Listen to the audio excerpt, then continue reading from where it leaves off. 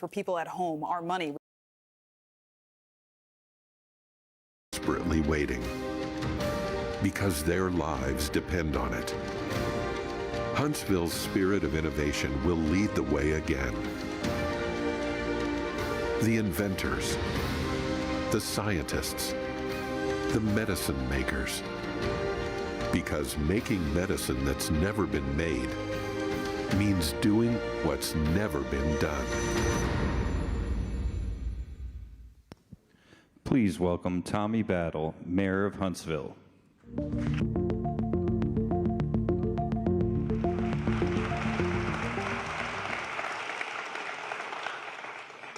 Good afternoon to everyone. We want to thank you all for being here, and to our guests, we want to say welcome to Huntsville. We're honored to host today's panel discussion presented by Eli Lilly and Company, and I really love this title, Fueling an Ecosystem to Ignite Biopharma Innovation in the Rocket City.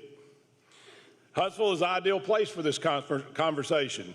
We think big, from pioneering genomics and advanced manufacturing to a deep bench in research institutions and industry partners where we make bold ideas a reality, or maybe we make those bold ideas come alive.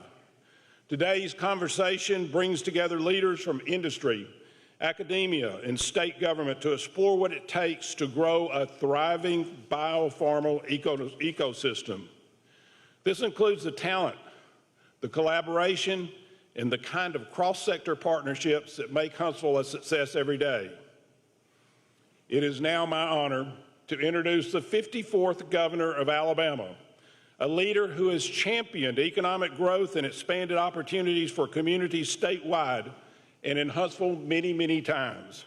Her leadership has helped Alabama become a national leader in job creation and industry collaboration. Please join me in giving a great Huntsville welcome to Governor of Alabama, Kay Ivey.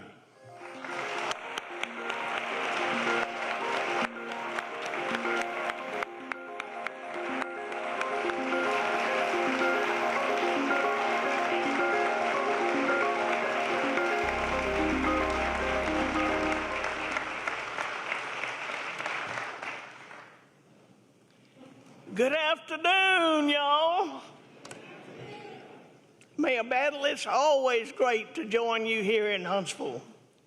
And I am really thrilled and excited for today's conversation. And like you said, there's no better place for a discussion on innovation than right here in Huntsville. Innovation is in our DNA here in Alabama. And no, I'm not just talking about our innovation on the football field. From inventing the windshield wiper to developing grocery delivery apps, Alabamians are always on the cutting edge. It's Alabama who helped put man on the moon. It's Alabama, and through our diverse economy, who will help our country skyrocket into the future. Since I took office as governor in 2017, Alabama has seen investments totaling more than $55 billion with a B dollars, which has created some 93,000 jobs and counting. We have consistently been ranked a top state for doing business, and we are rapidly emerging as a powerhouse in biosciences. Between our research institutions, our cutting-edge biotech companies, and our skilled workforce, Alabama is becoming the place to grow this dynamic sector. And folks, we're just getting started. And now, today I have this special honor to introduce and welcome home the moderator of today's panel discussion, Dr. Mae Jemison, the first woman of color to travel into space, famously said, "Never be limited by other people's imaginations." This seems especially appropriate for our panel today, as she does her impressive career as an entrepreneur, a chemical engineer, physician, educator, and humanitarian. And as I famously say, sometimes the best man for a job is a woman. So let me welcome to the stage a woman who knows firsthand what it takes to do what's never been done, Dr. Mae Jemison.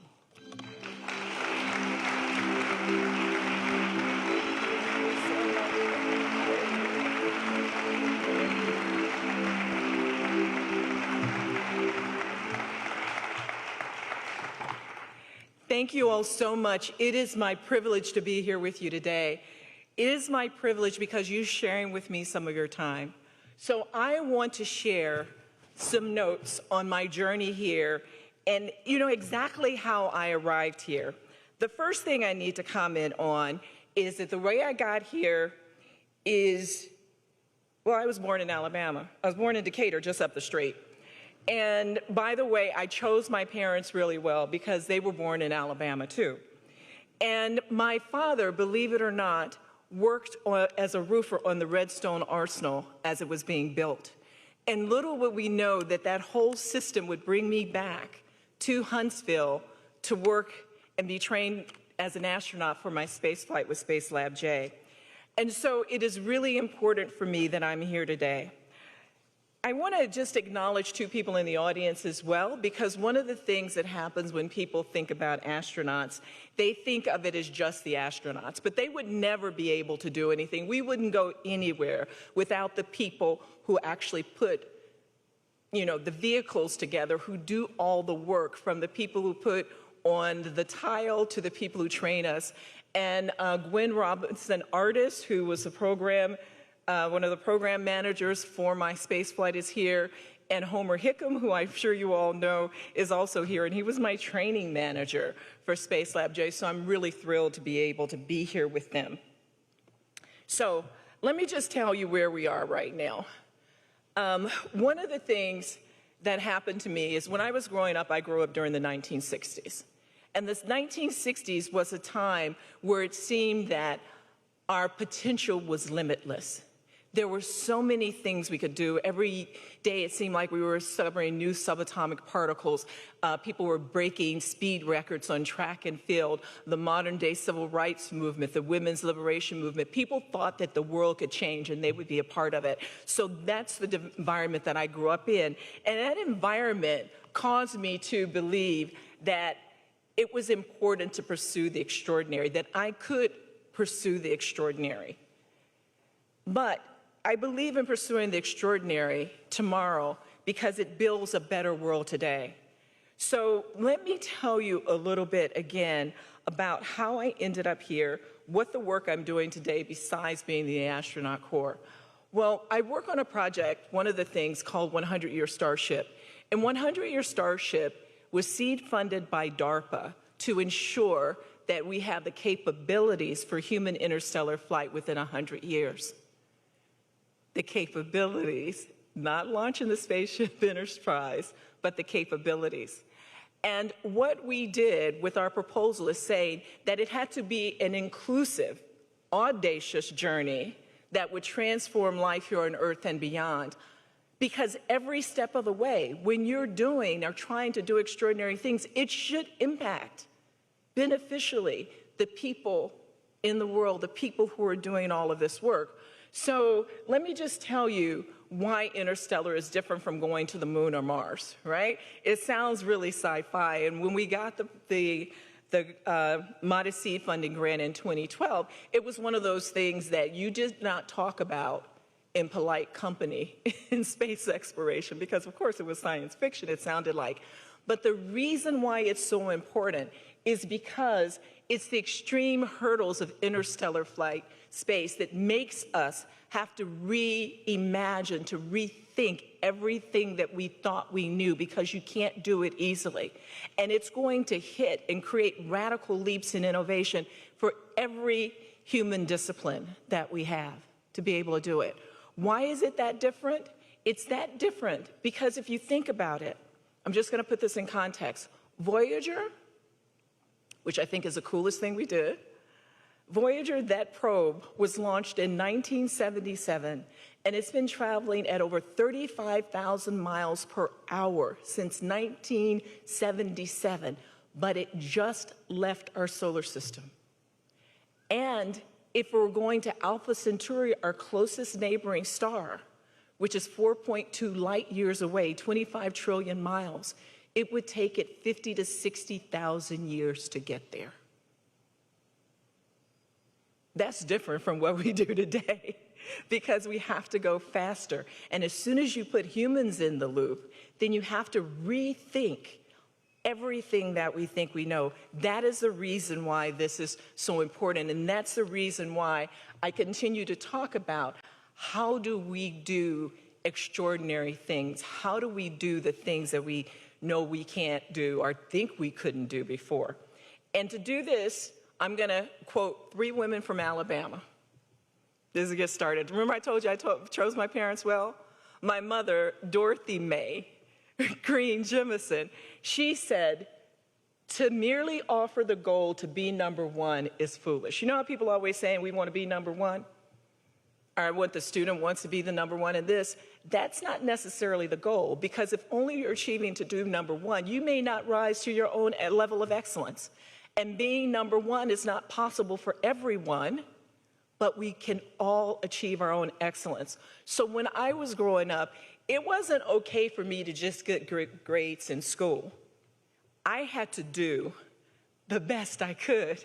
And that included my mother, who was an English teacher, marking my papers when I was going to turn them in high school and telling me she would give an F on them if she had them. Not because the teachers didn't like them, but because she said I could do better than that. So it's living up to our own level of excellence, which I think is part of what all we do. The other person I want to quote is Helen Keller, who you know was blind and deaf and mute, and yet she changed the world in astounding ways. But Helen Keller said, all the world is full of suffering, but it's also full of overcoming. So with all the things that are happening in the world today, the illnesses that we have, the things that we see around the world, we have an opportunity to change that. Helen Keller also said that science has no remedy for the worst evil of them all, the apathy of humans. So it really comes up to us to figure out what we do in the world. Which brings me to my final quote from Zora Neale Hurston. She said, research is a formalized curiosity. It's a poking and a prying with a purpose. So it makes a difference who's doing the research, how we fund it, the policies that we put into place to help make things move forward. And that is what I believe that we're doing today. We're really talking about how to bring together that confluence of events that allow us to grow bigger, that allows us to do more. When I think back on my career, it doesn't just start and stop with the cute little orange flight suit picture. It comes with starting in kindergarten, starting from making mud pies in Decatur, all the way to right now. It includes working in developing countries like Sierra Leone and working with Cambodian refugee camps and putting that medical knowledge to work. It starts with the chemical engineering that helps us get to biomedical engineering and design and synthetic medicines. All of those things are in place. And that's what I want to end up with. This whole purpose is really about a commitment to the future. To thrive into the future, our commitments, our technologies, and our caring must cross both generations and geographies. Because the one thing I can tell you from looking back at the Earth from space is that this is our home, that we all are #Team Earthlings. So thank you very much for letting me put this into my context today.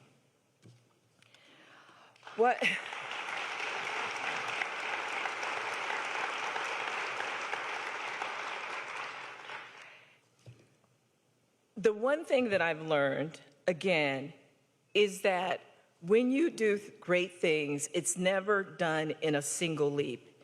It's about community that chooses to keep reaching together.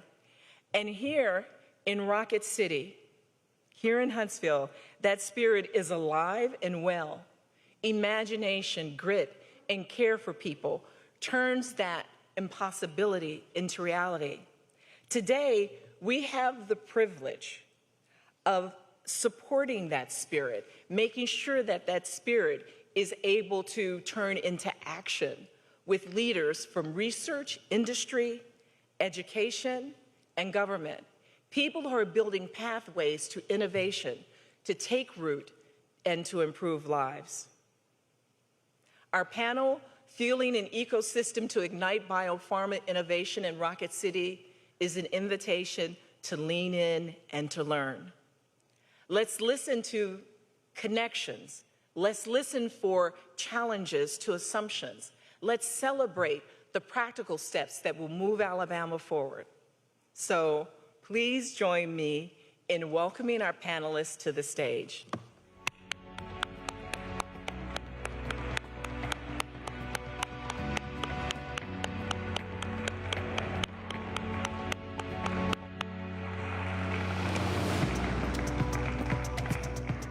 So thank you each for being here, and let me introduce you. Okay, we can sit down, and then I'll be right there. First of all, Jimmy Hodges. He's the president of Calhoun Community College, North Alabama's largest two-year institution, providing affordable, workforce-driven education. Neil Lamb is the president of Hudson Alpha Institute for Biotechnology. It's a leading nonprofit with more than scientists, educators, and entrepreneurs working across disciplines. And Ellen McNair, who is the Secretary of Commerce for the state of Alabama, and she is responsible for leading the state's economic development strategy. Charles Carr is the president of the University of Alabama in Huntsville, a nationally recognized research institution that produces engineers, scientists, nurses, educators, and business leaders to support Alabama's highly technical workforce. And Dave Ricks, the chair and CEO of Eli Lilly Company, a company that's nearly 150 years old.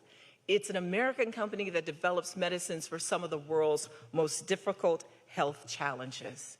So, let's get started.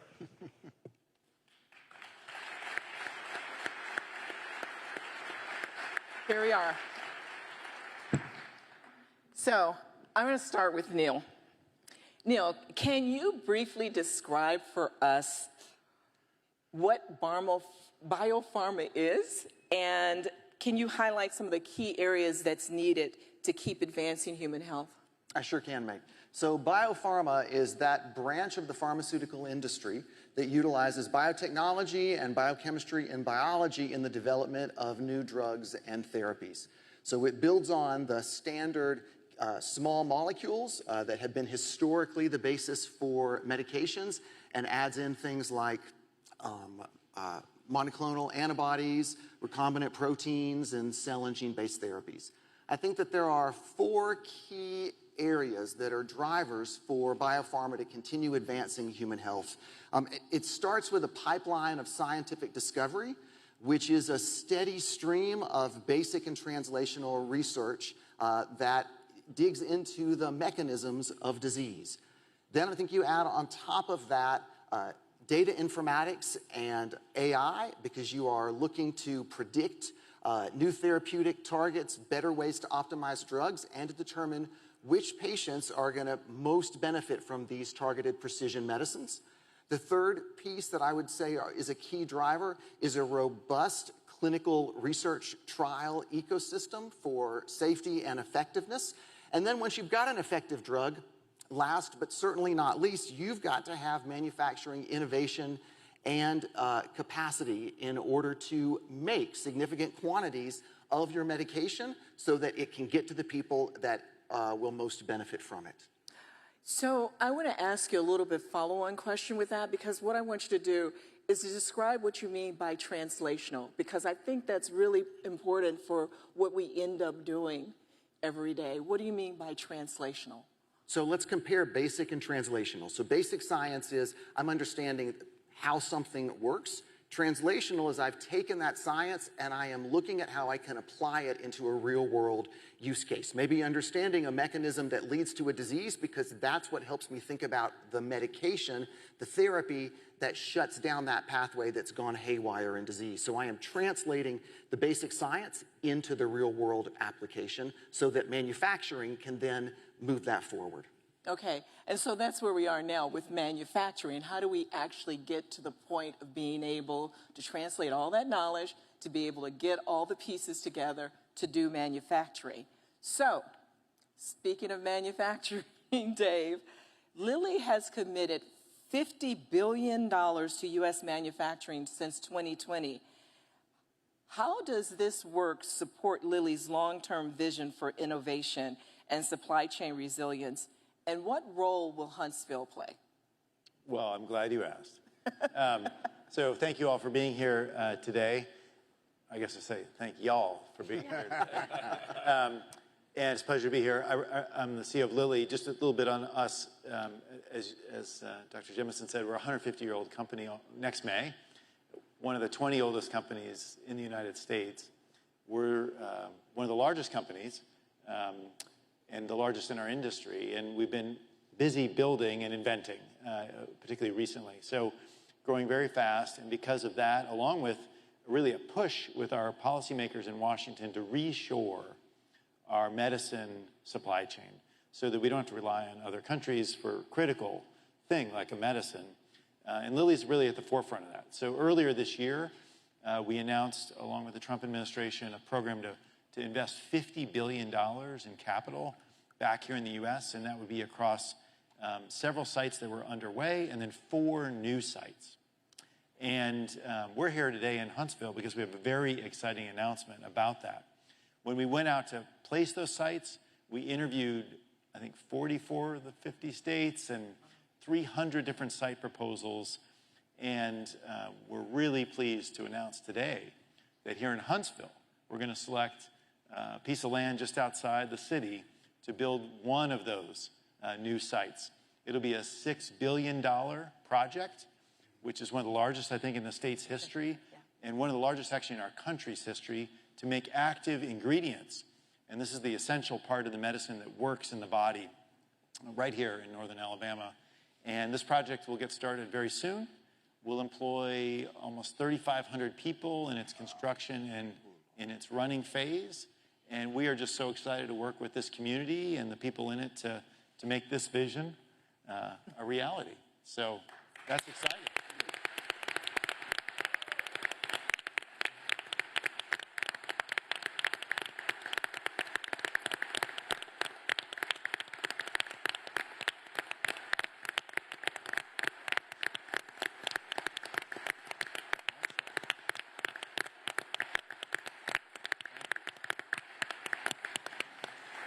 So exciting.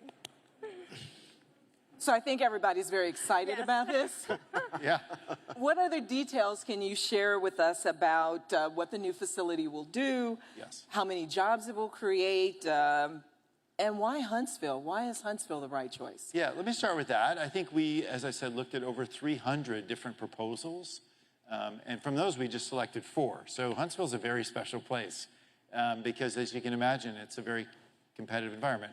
I think a pharmaceutical manufacturing site like the one we're going to construct here is a very attractive asset in the community for a few reasons. One, the roles themselves, the permanent roles in the site, our average wage is a little over $100,000. These are a lot of operator jobs, but the operators aren't people moving things around, driving fork trucks. These are people operating robotics and machines, programming technology, engineers and scientists. So all the way up to PhD level. So this is a very highly skilled workforce with great pay and benefits. So that's a really family-changing kind of opportunity for the families that will work there, the members of the family that will work there. Constructing the sites is also a high-tech operation, and we'll bring in, over the course of the next 4 years or so, 3,000 people of all kinds of skills to build you think of a plant, it looks like a big box, but inside it's actually a big machine. There's all kinds of integrated automation. In fact, this site in Huntsville will be the most advanced pharmaceutical plant we've ever built. It'll be automated, infused with AI, and really the best we can do with the state-of-the-art. So that'll demand, I think, a lot of people being here and adding to the economy. And importantly, for pharmaceutical plants, and including this one, we expect to have a multiple of 4 times the economic impact of our own. Wow. So for the $6 billion we put in, we expect at least $25 billion of spillover effect into northern Alabama. And so what does that look like? People wonder. Of course, there's the construction impact and the wages and impact on those companies, but you know, it'll add jobs and employment to that side of town. And I was visiting one of our sites we're building in Indiana and met with the mayor and the guy who runs the Ford dealership, and his business is booming, and the flower shop is booming, and the restaurants for breakfast. You know, the spillover on the community is tremendous, not to mention our own supply network that will begin to relocate closer to Huntsville. So many opportunities with this. We will make medicines for all kinds of diseases. These are going to be synthetic medicines, which builds on a regional capacity for chemical synthesis and chemical engineering that's in this area, close to your heart, Dr. Jemison. And what will those be for? Conditions like obesity, which is a common disease, diabetes and cardiovascular diseases, but also cancer and more specialized diseases. We'll make them here in Alabama, we'll ship them around the world and change people's lives with the medicines we make. It's very exciting. So impressive. Yeah. So what's really exciting about this is that coming here, Lilly is choosing to be in one of the top 10 job markets in the United States. And we have a video about that. Here, we think big, beyond the boundaries. From the world's first genome-based diagnostic clinic to the largest electron welder in the Western Hemisphere, our companies are on the leading edge of innovation. Our primary industries of aerospace and defense, information systems and security, life sciences and high-tech manufacturing have created one of the hottest job markets in the U.S.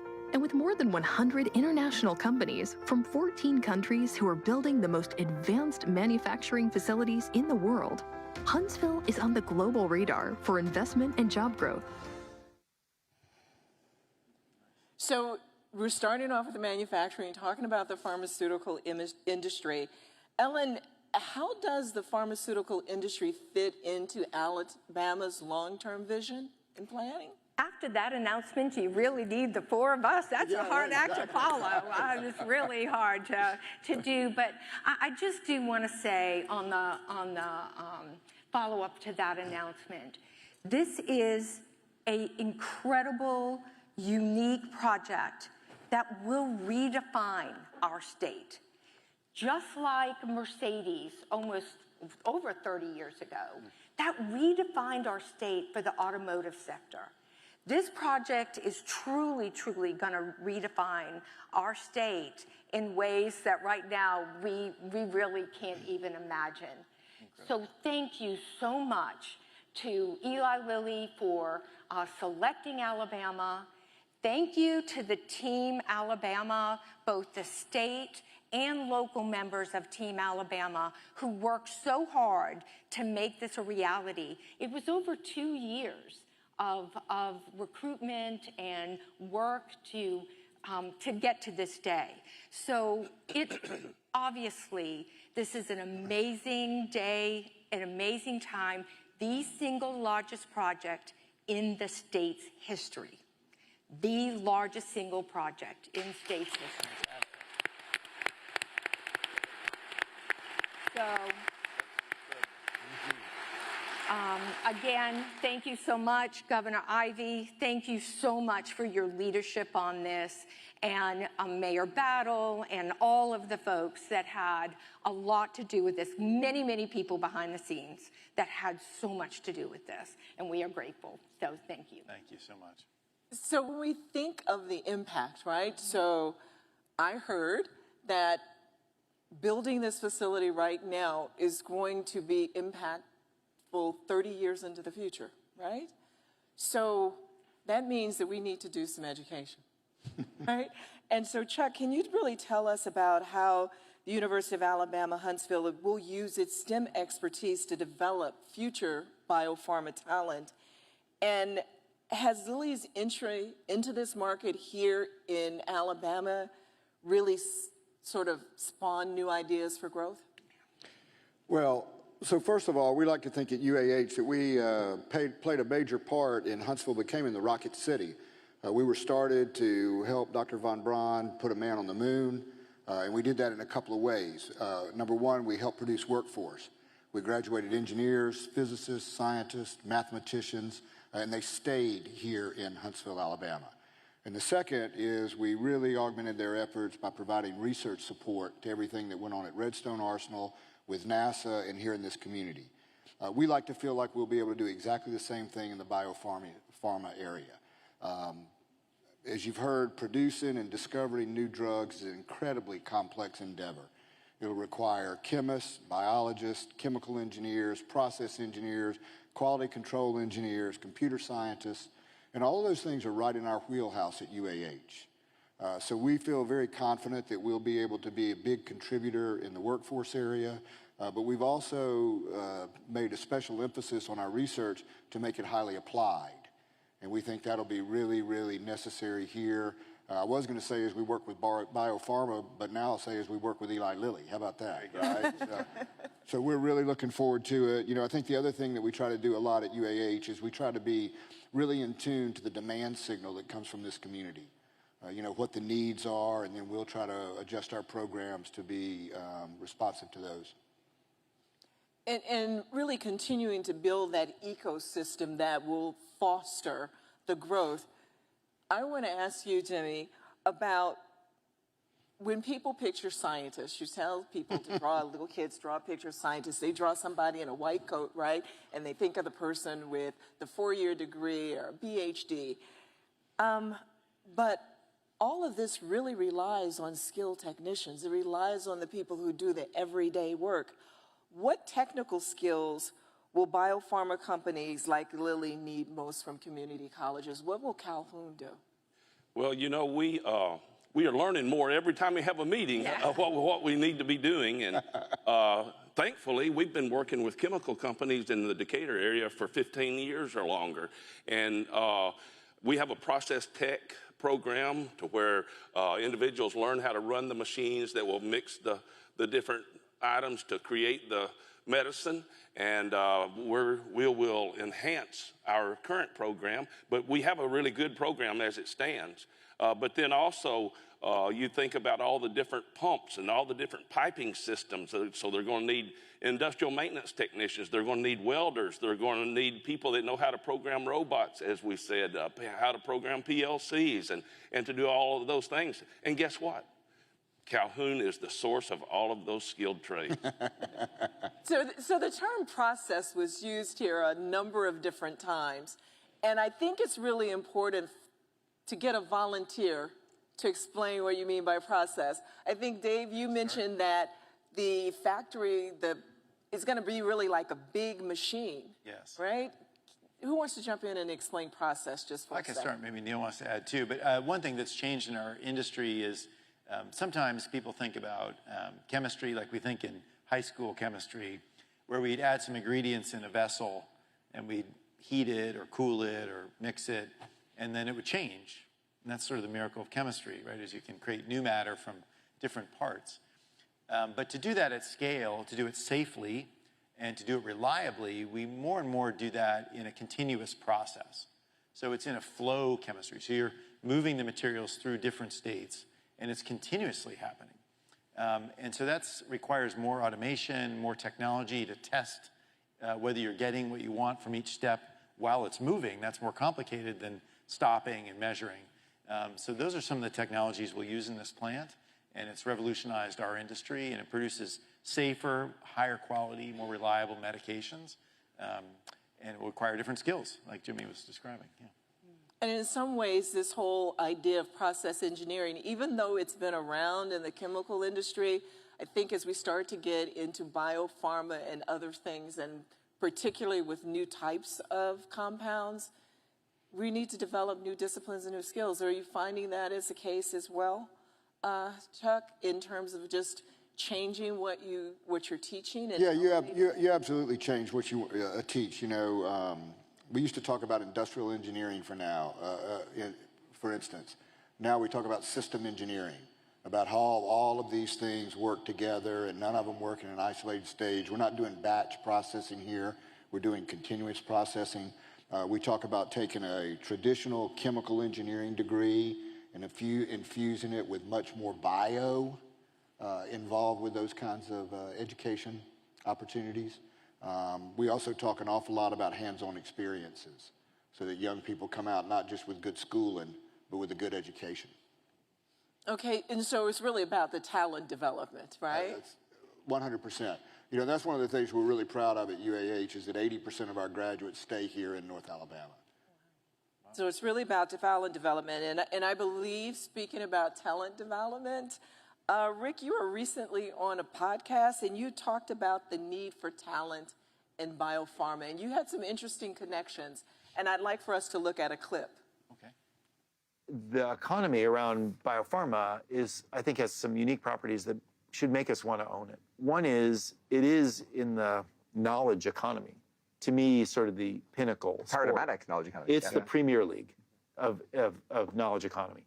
You guys fund and know people. I mean, the diversity of skill sets needed to do it well at the highest level of their game is extreme. I don't think it exists. Maybe rocketry. Maybe there's a few other things like this, but it requires a lot of talent. So you know we had to get that in with rocketry, right? It's just that, so tell me the connection between that comparison with rocketry and biopharma. Yeah, maybe at two levels you can think about it. We have like a little saying at Lilly, you know, that we're not doing rocket science to make a new medicine. It's actually much harder. But there are a lot of. We'll learn more about rocketry. but there are some similarities, right? We're exploring the unknown. You know, although we live in our bodies, we still maybe know 15% of human biology. And like with space, where we really are exploring into the unknown. And when you do that, you have to be extremely precise and safe because lives are at stake, and you have to estimate very carefully the conditions you're going to operate in. And for us, we're doing that at a microscopic level. Space, obviously, very big vessels and big machinery, but I think they have those characteristics. And it's exciting to do that. I think it inspires young people, as you've done, Dr. Jemison, and to do things that have never been done before. And I think in our video at the top, we talk about that literally our mission is to make the incurable curable.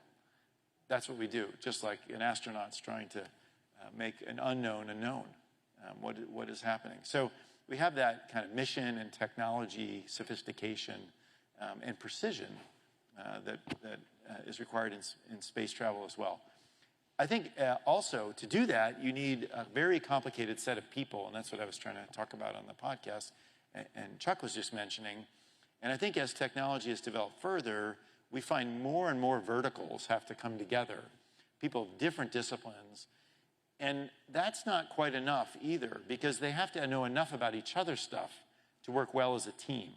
So we call teammates at Lilly part of Team Lilly, and it really is like we have one mission, one goal, but different skills and different contributions coming together. And that's what will be required at our site here. We'll have people who are experts in chemical engineering or in process technology have to come together to solve problems. It's software and hardware and other things. And that makes careers exciting. It makes the work challenging, but it also makes, when you get to effectiveness, kind of a sustainable advantage because it's hard to do what we do. But the core will be recruiting great people. The question backstage was, where will the people come from? We won't have a busload of people coming from Indiana. We'll have a few people to seed it, but mostly we'll hire from Northern Alabama, and hopefully from many of the schools represented here, or maybe from the region. And people will come to live here and work in the plant and work as teammates in that mission to make the incurable curable again. So Ellen, this is a lot for Alabama to support. Yeah. So can you just talk a little bit about how the state supports advanced manufacturing training, any new initiatives that are being launched, facilities to ensure that the workforce is ready for the opportunities and can even push the opportunities further? Yeah. No pressure at all, right? No pressure to do any of that at all.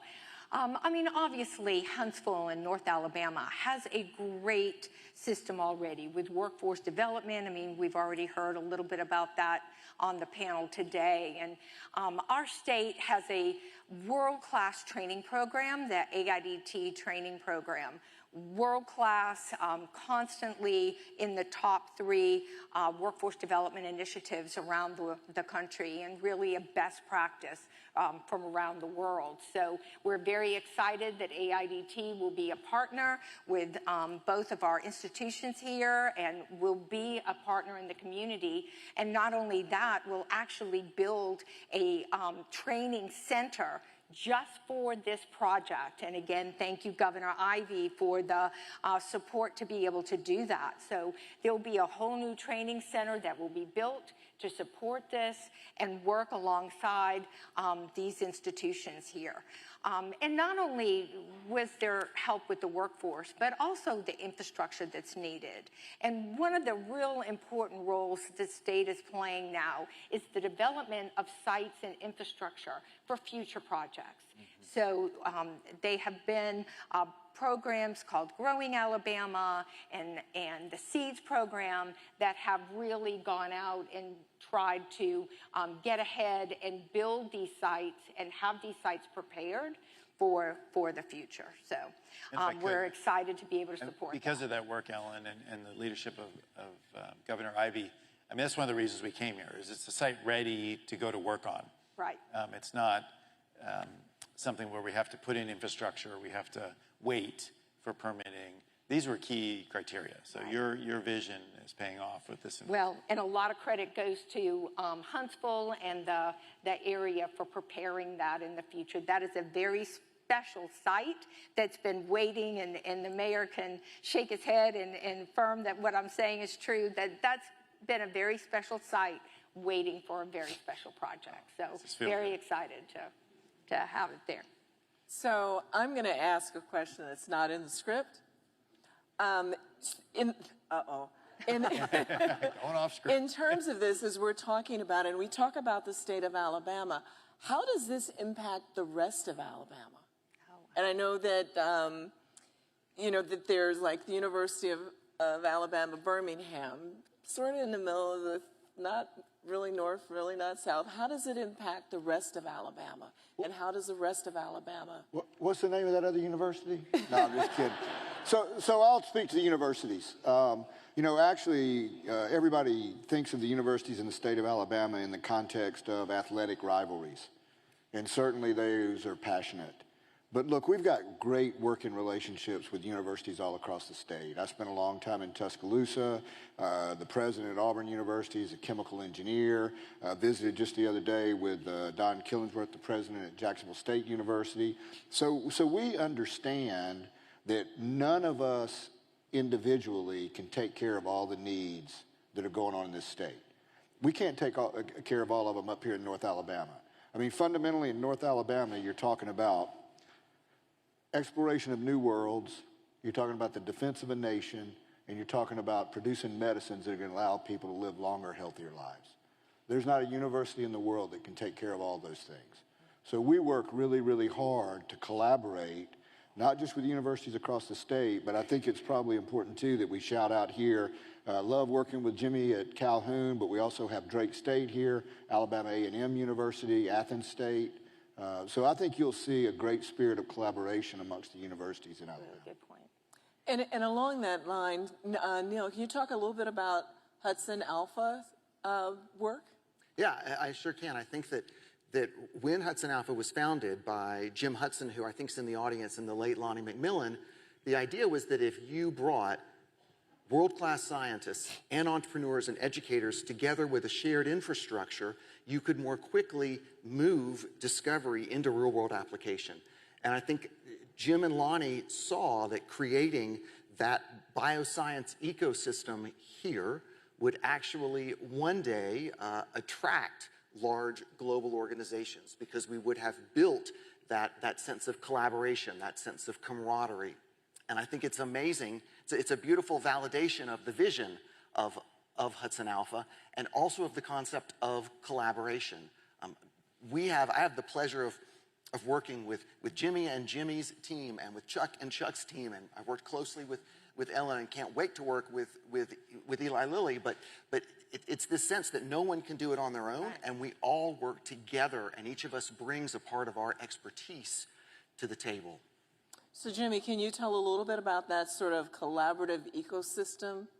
So we have an associate degree that we've developed alongside Hudson Alpha that's got an emphasis on biotech, the technician side of that. And we've also worked with our Innovation Center, which the governor and the legislators have so generously funded to create a short-term certification in biotech. But with all of those things in place, we're always open to modify or to change the way we're doing things to meet Eli Lilly's needs, because that's what a community college does. So the question I have here says it's for Ellen and Neil, and I'm going to just open it up a little bit. So when you start to look at innovation-focused ecosystems, what role does policy and activities play sort of across the spectrum, not just in education and companies and communities? What role do these policies and things play? Policy. Oh, yeah. Thank you. No, I mean, obviously, you know, the entire ecosystem, and this is really developing even really much more robust, this ecosystem that will really develop here. And you talked about the impact of the state, like how this is going to impact the whole state. I think we've got a tremendous example, as I spoke earlier, about the automotive industry, right? The ecosystem that developed around the automotive industry when Mercedes-Benz announced their first North American facility in the early 90s. There was no ecosystem of automobiles or automotive in the state, and look at that one decision just transformed our state now into, you know, we're the leading export state in the country of automobiles. So I think that's a great example of what's to come and the impact that that's going to have. And again, I don't know that I can even project what that's going to be. It's going to be such an incredible ride as we've seen the 30 years development of our automotive sector. Just think of what it's going to be for the future in this sector. So really exciting. And I think that, you know, the phrase "a rising tide lifts all boats." You asked, what does this mean for the state? The state has this beautiful set of policies. North Alabama has this set of collaborations and teamwork where everyone sings from the same page and recognizes that something that is benefiting one part of the region actually benefits everyone. And so you don't find territorialism and tribalism, and everyone works together to see how do we create the best, how do we put the best case for why we are the right place for these kinds of innovative organizations. And that's the only way to succeed. Yes. That is literally the secret to success. So Dave, your thoughts on public policy and facilitating this biopharma infrastructure and innovation and attracting capital to it? Yeah, well, I agree with the comments that a big investment, anchor investment like ours, can attract many things just naturally, supply networks. You'll get skilled people who will then want to start their own thing, and that can grow. And we've seen that in many places we operate, including our hometown of Indianapolis. I think, you know, for healthcare is a difficult policy topic, actually, right? Because it's very personal. It seems expensive. It does rely on taxpayer funding. So it's important to be careful about your choices. In our industry, so Lilly, one of the things about our company is we spend more than anyone in the United States on research and development in our sector.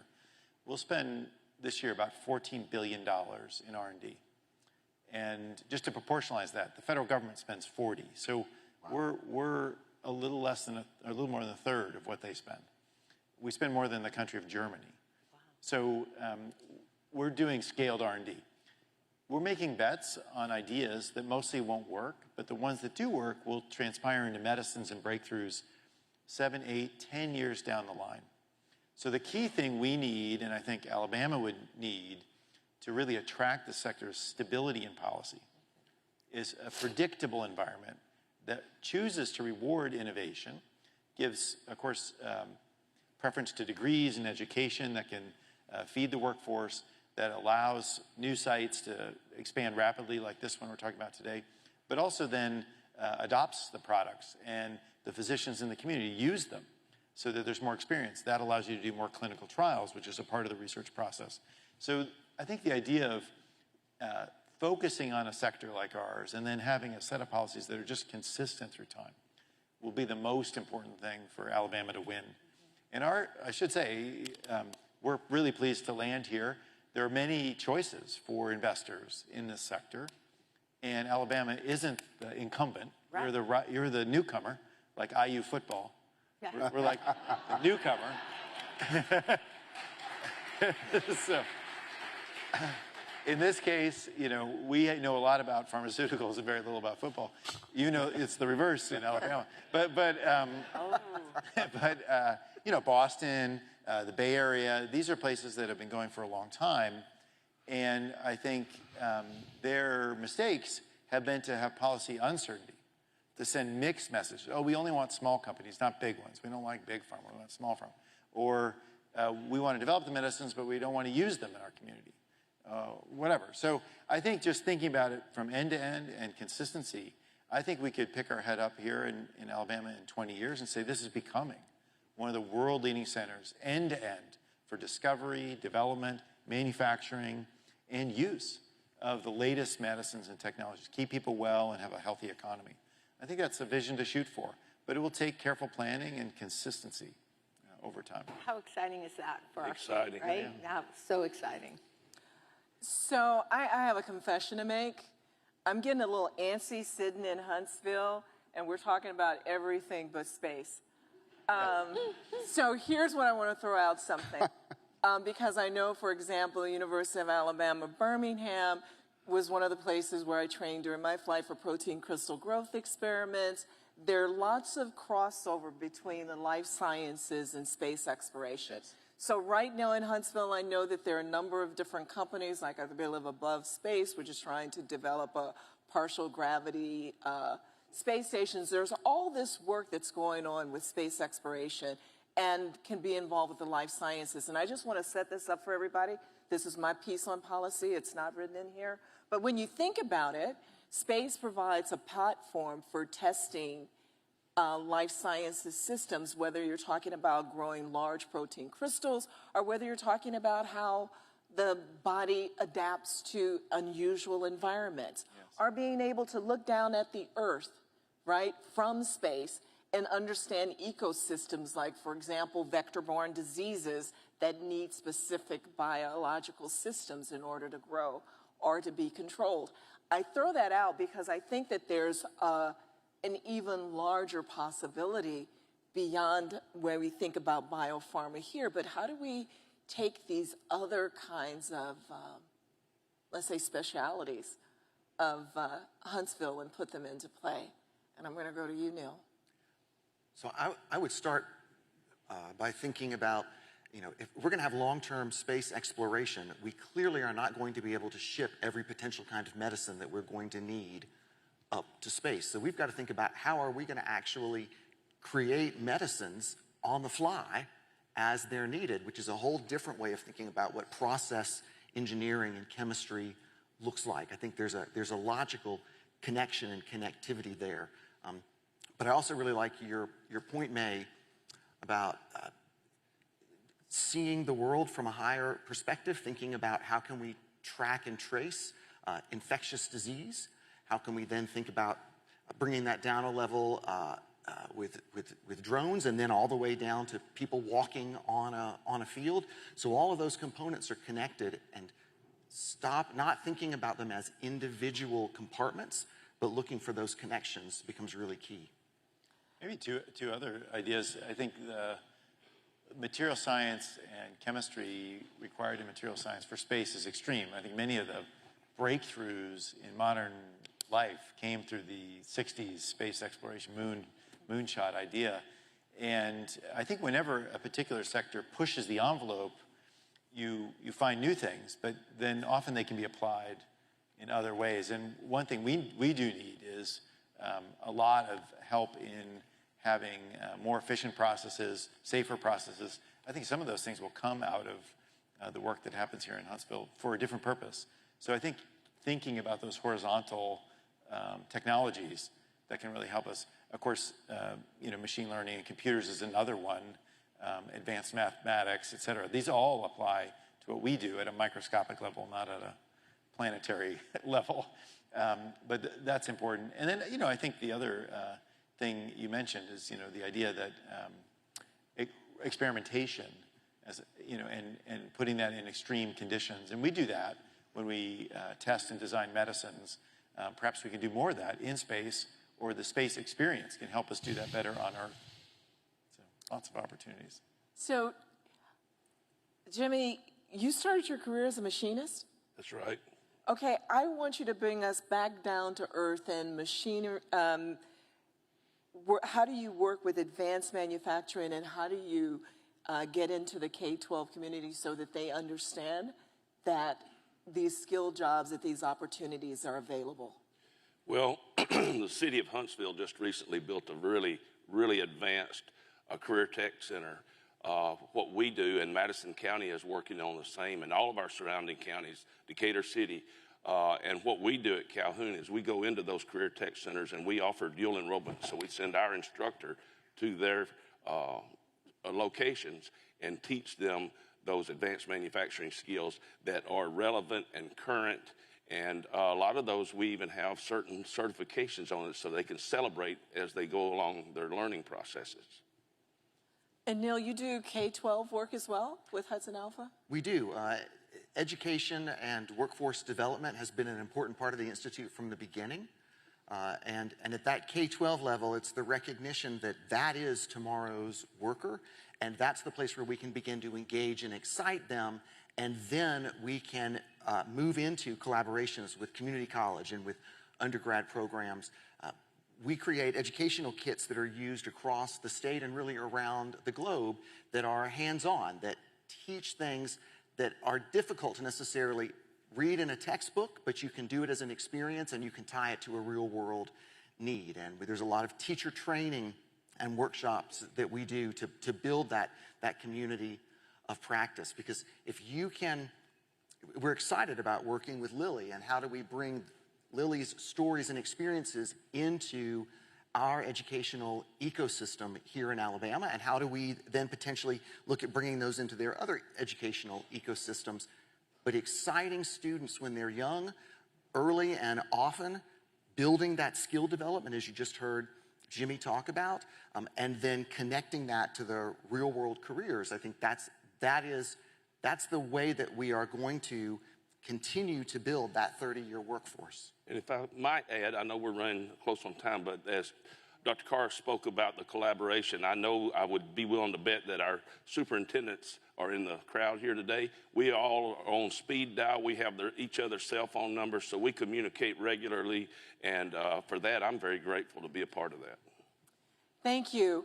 And as we close, I have one question for each one of you. It's the same question. And that is, in one sentence, what is your moonshot for human health? Or we can say interstellar shot, just throw that in. What is your moonshot for interstellar health? What bold idea, breakthrough, or transformation do you hope to see realized in your lifetime? Or better yet, that you will make or help make to happen? This is probably not the answer to your question, but I'm going to give you an answer. And the answer that I want to see I've committed my life to helping people find their purpose in life. And for that, it may be pharmaceuticals, it may be robotics, it may be mechanical, but that's what mine and my college's mission are, is to help people find their purpose in life. Thank you. That's beautiful. I think that the field that we're in is looking at predictive and preventative medicine rather than only treating disease symptoms. So the idea of an at-home saliva-based test that every morning gives you a sense of how your body is working and can identify the earliest stage of when something goes wrong so that we can move people back to health before disease even takes root. Good.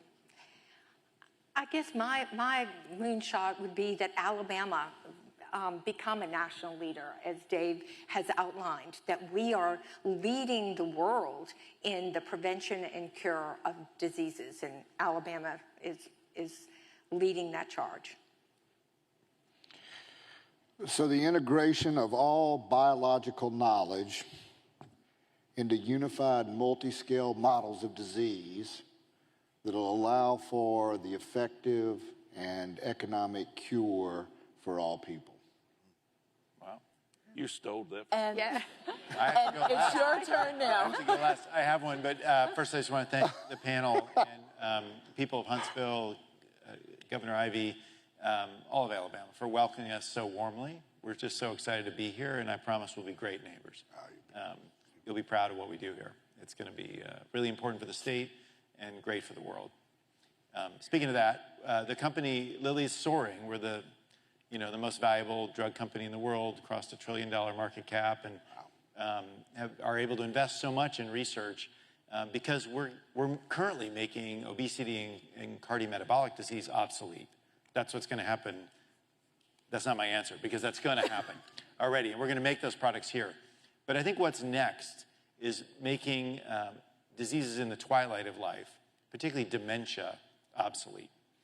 And we're getting close to the early signs look good here of being able to, as Neil said, detect things before they happen, treat people with a medication in their own home, and delay and prevent loss of memory late in life. And that would be, I think, such a gift to mankind. I have a collaborative project for us to talk Yeah. about. Okay, great. That's great.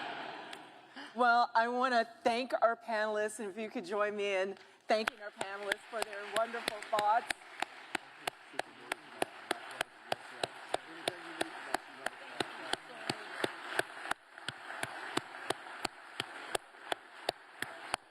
Thank you all. Thank you. And what I thank you. Thank you.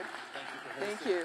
And what I've heard as we leave today is that it's about the whole life cycle, from education to the research to how the research is translated into manufacturing, the policy that governs it, and how we get it distributed so that it benefits everyone.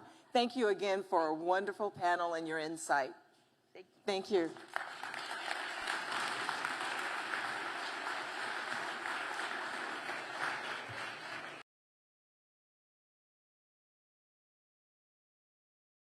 Together so different and they collide well. So good. That's probably my favorite. Well, you both can sing anything, and so just to hear you guys together and matching each other, it's just so great. You gotta stream. Yeah, I love that one too. So good. I didn't pick it though. Okay, I was like, I look like such a tool right now. It's okay. No! Elf on the Shelf or what? Okay, so Find the Pickle. this is so. That feels like a very dirty game. You gotta explain to me what Find the Pickle is. I don't know what Find the Pickle Does is. anyone